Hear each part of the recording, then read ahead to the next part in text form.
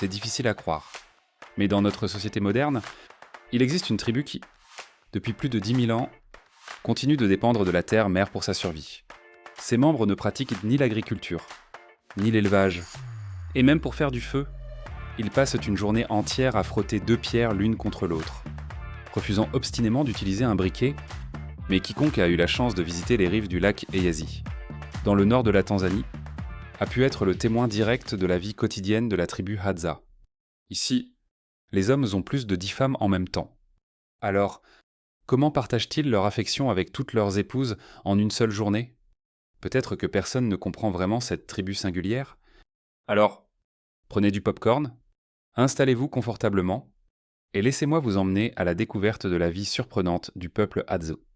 Nichée dans la région luxuriante et riche en biodiversité du lac Eyasi en Tanzanie, la tribu Hadza s'est forgée une existence extraordinaire.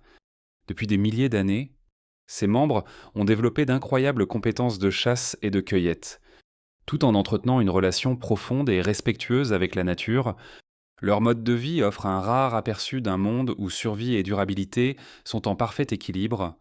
Les Hadza vivent en petits groupes familiaux et se déplacent sur leur terre en fonction de la disponibilité des ressources en matière de chasse. Les hommes Hadza ne sont pas seulement doués, ils sont hautement spécialisés. Imaginez, au lieu de prendre votre téléphone pour consulter Instagram le matin, vous saisissez un arc et des flèches, prêts à chasser votre petit déjeuner. Leurs proies sont des animaux comme de petites antilopes, des phacochères et des oiseaux. C'est un système qui repose sur l'habileté et la persévérance, où chaque repas est gagné à force de travail et de dévouement à leur art. L'un des aspects les plus fascinants de leur mode de vie est leur partenariat avec les chiens de chasse. Ces chiens ne sont pas de simples compagnons. Ils jouent un rôle crucial dans la chasse. Si un chien devient incapable de continuer en raison d'une maladie ou d'une faiblesse, la tribu a une profonde compréhension du cycle de la nature et veille à ce que rien ne soit gaspillé. Conformément à leurs croyances en matière de survie et de durabilité, les Hadza s'assurent que chaque ressource a une utilité. Pour bien comprendre leur point de vue, il faut apprécier la vision du monde des Hadza. Ils croient que la nature fournit tout ce qui est nécessaire à la survie et, en retour, ils honorent et respectent l'ordre naturel en veillant à ne jamais rien tenir pour acquis. Le peuple Hadza de Tanzanie est l'une des dernières tribus de chasseurs-cueilleurs sur Terre, et ils vivent dans des abris que vous n'imagineriez même pas. Ces maisons temporaires sont faites de branches et de feuilles. Et les Hadza peuvent que les construire ou les démanteler en quelques heures, et seulement. Pourquoi ? Parce qu'ils se déplacent souvent, toujours à la recherche de leur prochaine source de nourriture. Ce mode de vie nomade les maintient étroitement liés à la nature, ce que nous voyons rarement aujourd'hui. C'est assez fou. Non.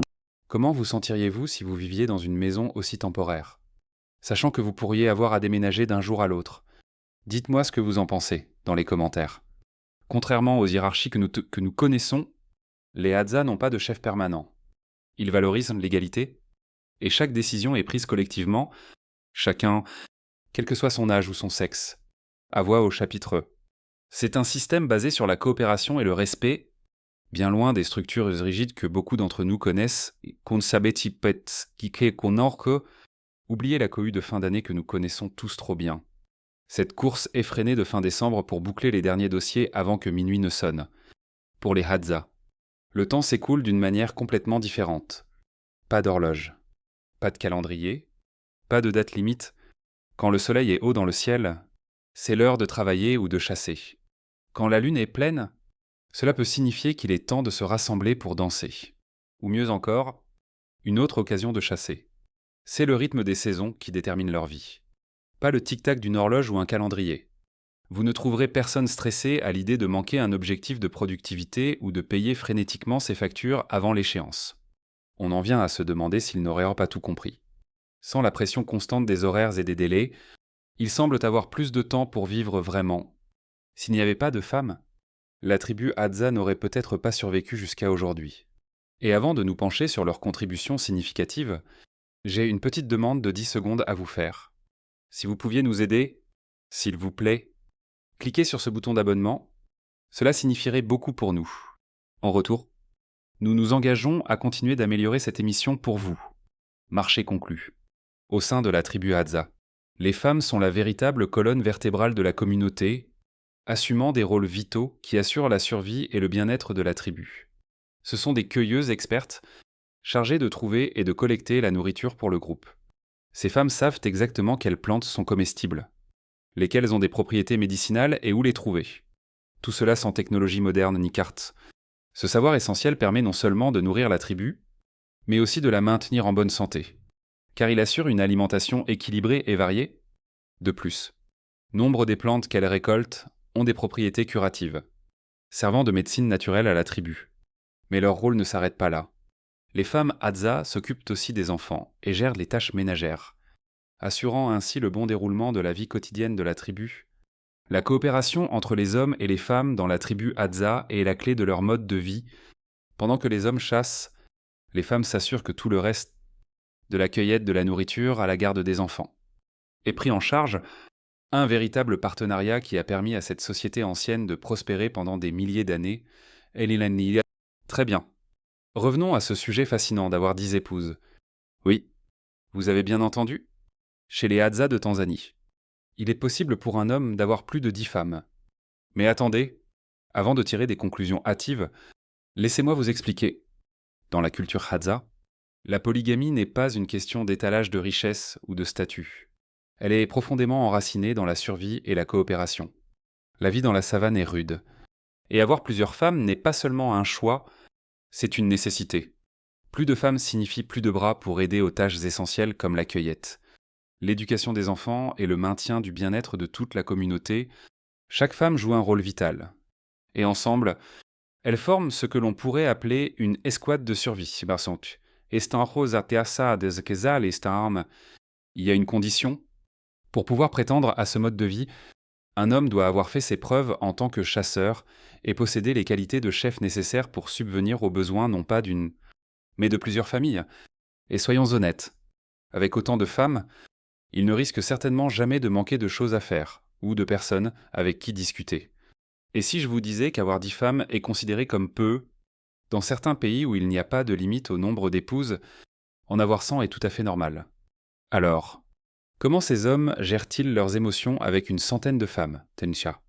Nous avons passé notre jeunesse à explorer cette question, et il ne vous faudra que 2 secondes pour cliquer sur notre vidéo « Les 10 pays où les hommes peuvent avoir le plus de femmes au monde sans épouse ». Et c'est normal. Alors, qu'attendez-vous? Regardez-la maintenant. Dans le monde fascinant de la tribu Hadza, les mariages sont souvent arrangés par les familles, mais voici la particularité, le marié et la mariée doivent tous deux donner leur consentement plein et entier.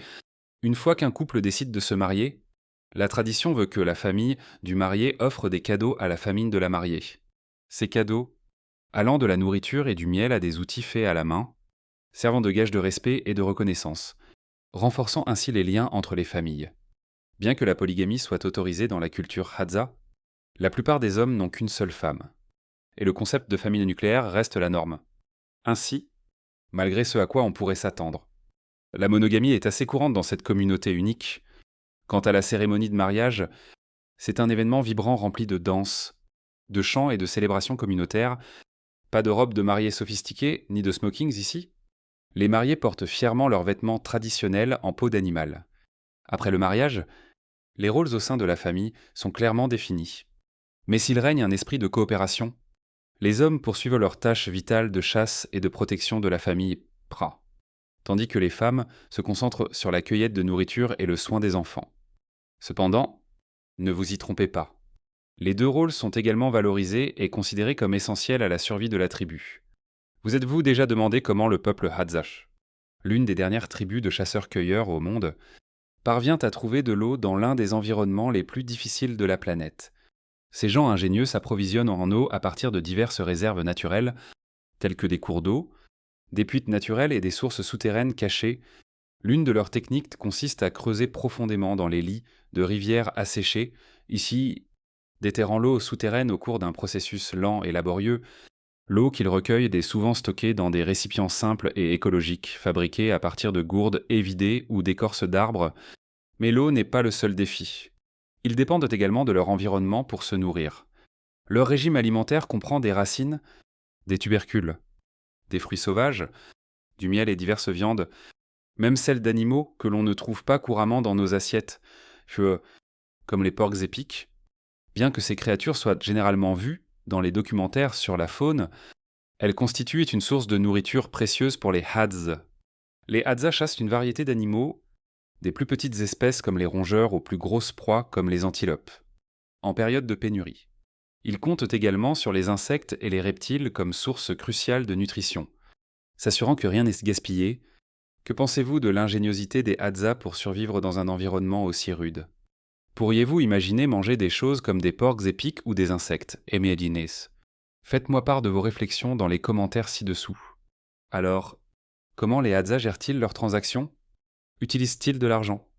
Eh bien, la réponse va vous surprendre. Traditionnellement, le peuple Hadza ne dépend pas du tout de l'argent. Leur système d'échange était basé sur quelque chose de bien plus personnel, le partage et le troc. Il suffit de demander, et en retour, vous offrez ce que vous avez. Cela ne renforce pas seulement les liens au sein de leur communauté, mais garantit également que personne ne manque de l'essentiel. Cependant, aujourd'hui, certains Hadza ont commencé à effectuer des échanges monétaires, notamment avec les communautés voisines et sur les marchés locaux. Par exemple, ils peuvent vendre de magnifiques paniers faits à la main ou des bijoux complexes, type amicté. Un autre développement intéressant est leur participation au tourisme communautaire, où les visiteurs curieux sont accueillis pour découvrir leur culture et leur mode de vie. L'argent qu'ils gagnent grâce à ces activités, convertis en euros soit dit en passant, les aide à acheter des articles qu'ils ne peuvent pas trouver dans la nature, comme des vêtements modernes ou des outils en métal essentiels. En ce qui concerne la chasse, les Hadza de Tanzanie utilisent des arcs et des flèches fabriqués à la main. Une tradition transmise de génération en génération, ces arcs sont fabriqués à partir du bois résistant d'acacia, et leurs flèches peuvent avoir des pointes en métal ou en os. Mais la chasse dans la culture Hadza est loin d'être aléatoire. Elle exige une patience incroyable, une connaissance approfondie du comportement animal et un timing précis. Les hommes Hadza se déplacent comme des ombres dans la forêt, traquant silencieusement leur proie. Ils interprètent les indices de la nature comme de subtiles empreintes de pas, des branches cassées et même des signes laissés par les animaux. Chaque pas qu'ils font est intentionnel. Chaque mouvement est délibéré. Lorsqu'ils repèrent enfin un animal, ils attendent patiemment, parfois pendant des heures, jusqu'à ce que le bon moment se présente pour agir. Leur succès ne repose pas sur la force, mais plutôt sur la précision. Un seul tir bien ajusté détermine souvent s'ils rentreront avec de la nourriture ou non. Lors de ces chasses en groupe, leur coordination ressemble presque à une danse bien répétée. Ils utilisent des signaux subtils, comme des gestes de la main ou de faibles sifflements, pour communiquer et synchroniser leurs efforts. Fait intéressant. La pleine lune joue un rôle essentiel dans leur chasse. Le clair de lune illumine la savane, leur permettant de suivre les animaux sans lumière artificielle. C'est comme si la nature leur fournissait son propre projecteur, les guidant à travers la nuit. Pour la plupart d'entre nous, une pleine lune peut simplement signifier une nuit agitée ou une photo pittoresque. Mais pour les Hadza, c'est un moment crucial, qu'ils ne peuvent pas se permettre de manquer. Il y a quelque chose de presque poétique dans leur chasse nocturne. C'est comme si la nature elle-même offrait le cadre idéal à leur mode de vie. Pour les Hadza, le miel n'est pas seulement une friandise sucrée, c'est une source cruciale d'énergie et de nutrition, d'une importance comparable à celle de la chasse. Mais ce trésor doré ne s'obtient pas facilement. En fait, l'obtenir n'est rien de moins qu'une véritable aventure. Les Hadza comptent sur l'oiseau indicateur pour localiser les ruches cachées dans les grands arbres de la savane. Avec courage et habileté, ils grimpent sans équipement de sécurité, endurant les piqûres d'abeilles tandis qu'ils utilisent des outils simples pour extraire le miel. Valorisant chaque goutte malgré la douleur, saviez-vous que le miel fournit jusqu'à 80% de l'apport calorique des Hadza à certaines périodes de l'année? Sa douceur riche en énergie ne les soutient pas seulement, mais agit également comme une source vitale de nutriments, en particulier pendant les mois où les rendements de la chasse sont faibles. Mais l'histoire ne s'arrête pas là. Les Hadza ne voyaient pas les abeilles comme de simples insectes. Pour eux, les abeilles sont les protectrices sacrées de la ressource la plus précieuse de la nature, le miel. Ils approchent chaque ruche avec respect et vénération, traitant tout le processus de récolte du miel presque comme un rituel spirituel. Même les piqûres d'abeilles sont acceptées comme une partie nécessaire du voyage, presque comme un hommage rendu aux abeilles pour avoir partagé leur trésor. Maintenant, si vous imaginez les Hadza sortir une boîte d'allumettes, laissez-moi vous arrêter tout de suite. Ce n'est pas leur style. Les Hadza sont des maîtres absolus lorsqu'il s'agit de faire du feu. Et ils le font de la manière dont leurs ancêtres l'ont fait pendant des milliers d'années. rincé. Ils utilisent 2 simples morceaux de bois, l'un est une base sèche et solide, et l'autre est un bâton fin. D'abord, ils rassemblent de l'herbe sèche ou des feuilles qu'ils placent sur la base en bois. Ensuite, ils font tourner rapidement le bâton entre leurs mains, presque comme s'ils se frottaient les mains par une journée froide. La friction de ce mouvement commence à générer de la chaleur, et avant que vous ne vous en rendiez compte, une minuscule étincelle apparaît, d'un simple souffle léger. Cette étincelle enflamme l'herbe sèche. Et voilà, un feu est né. Aucun outil moderne s'était nécessaire. Ne serait-ce pas génial de pouvoir créer du feu à main nue? C'est comme débloquer une compétence de survie primaire, quelque chose que la plupart d'entre nous ne voient que dans les émissions de survie à la télévision. Pendant ce temps, nous sommes là, frustrés, quand un briquet ne fonctionne pas du premier coup. Pour les Hadza, c'est un art finement réglé.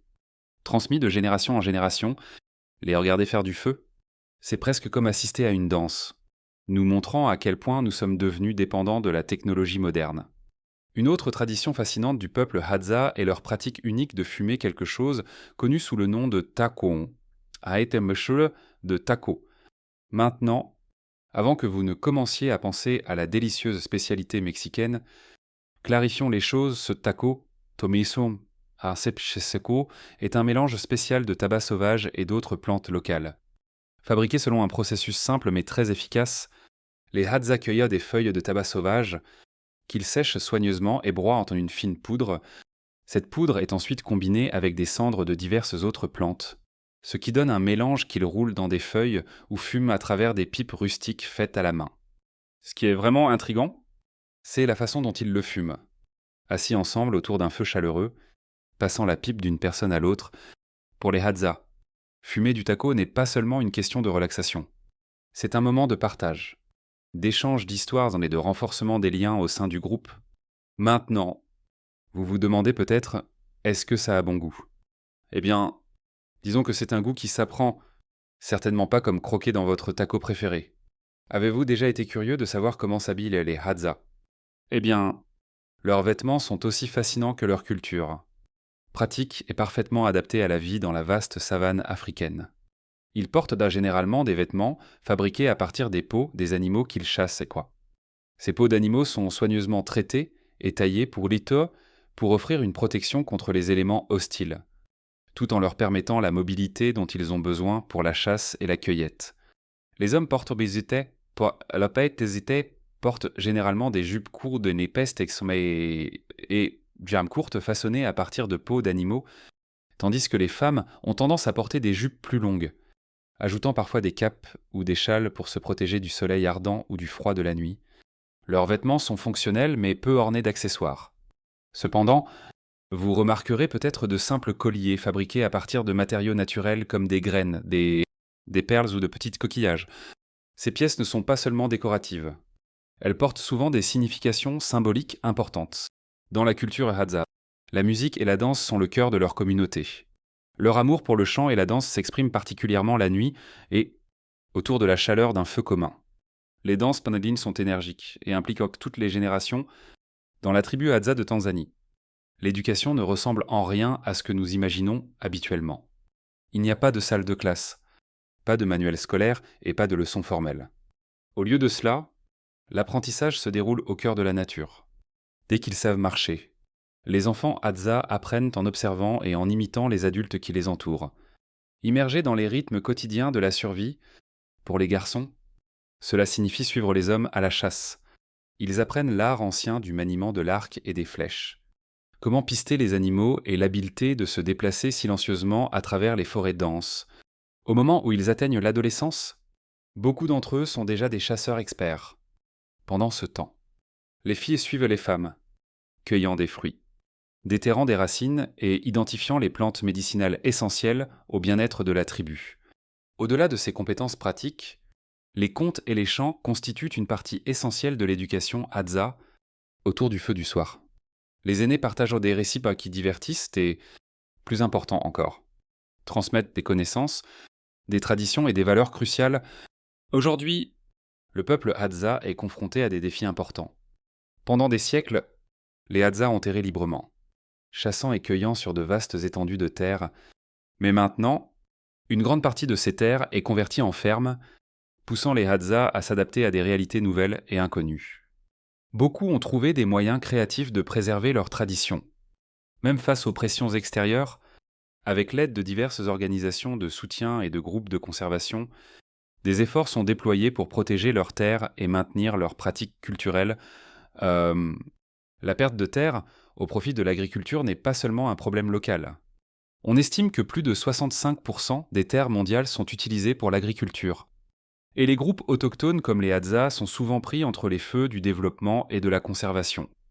Mais avec un soutien et une collaboration continue, il y a de l'espoir que les traditions des Hadza perdurent.